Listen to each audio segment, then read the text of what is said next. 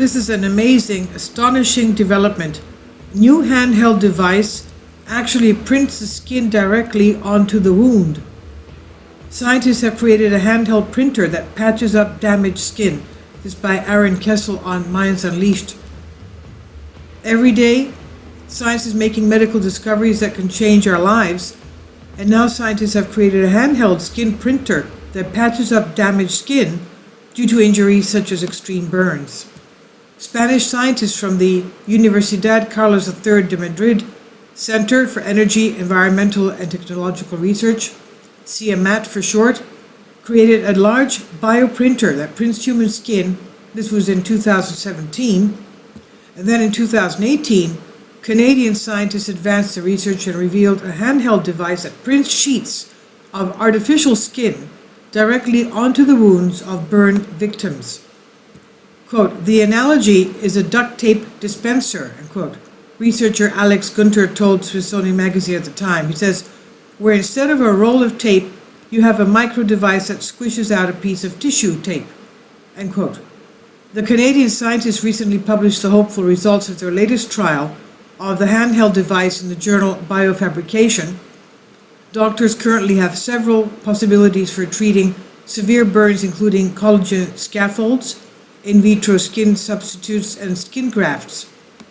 The most commonly used method in skin grafts which involves removing damaged tissue and replacing it with healthy skin from another part of the body, but grafts aren't always a viable option. Gunter explained in the press release, in cases where a patient has extensive, full-thickness burns which destroy both the upper and lower layers of the skin, there is not always sufficient healthy skin left to use. Alternative burn treatments such as collagen scaffolds and in vitro skin substitutes, which have their own downsides, Gunter said. These are the reasons given for why the team created a device that eliminates the need for skin grafts altogether by depositing strips of a special bioink directly into a wound. The bioink contains healing proteins and mesenchymal stromal cells, which aid the body's immune system and stimulates new cells to grow, according to the research. For a trial, scientists tested the skin printing device on full-thickness burns on pigs, and they were very impressed with the results. Mark Jesk said in a press release, "We found the device successfully depositing the skin sheets onto the wounds uniformly, safely, and reliably, and the sheets stayed in place with only very minimal movement.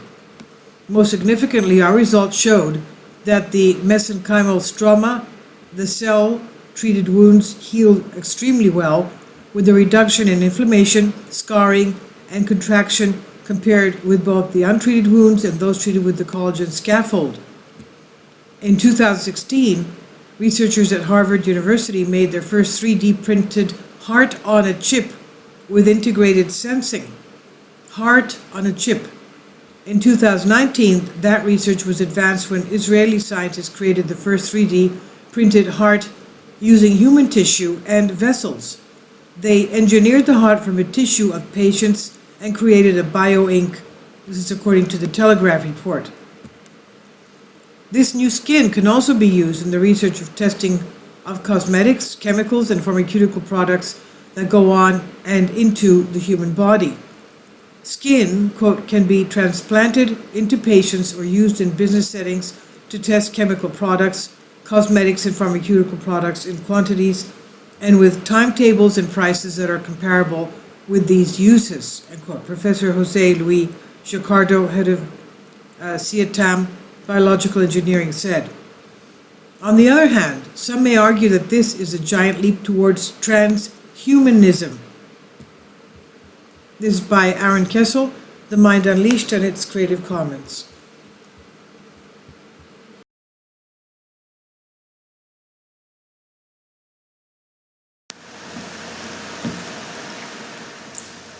If you'd like to join me on my Patreon account, you will hear content not covered by mainstream media.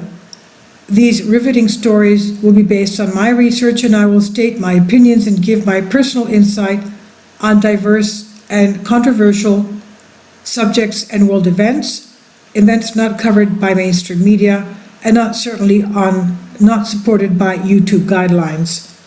So whatever I have on my Patreon, most of those will not be on my YouTube channel. Please consider becoming a member today. More of the most significant and important videos will be on my Patreon channel. Your support helps me to continue my research and keeps this YouTube channel alive. And we depend on your support, your generous charity, because we help economically challenged families here in Athens, Greece, in Kapota, and we also help the young generation with university tuition and the community around our church. Thank you.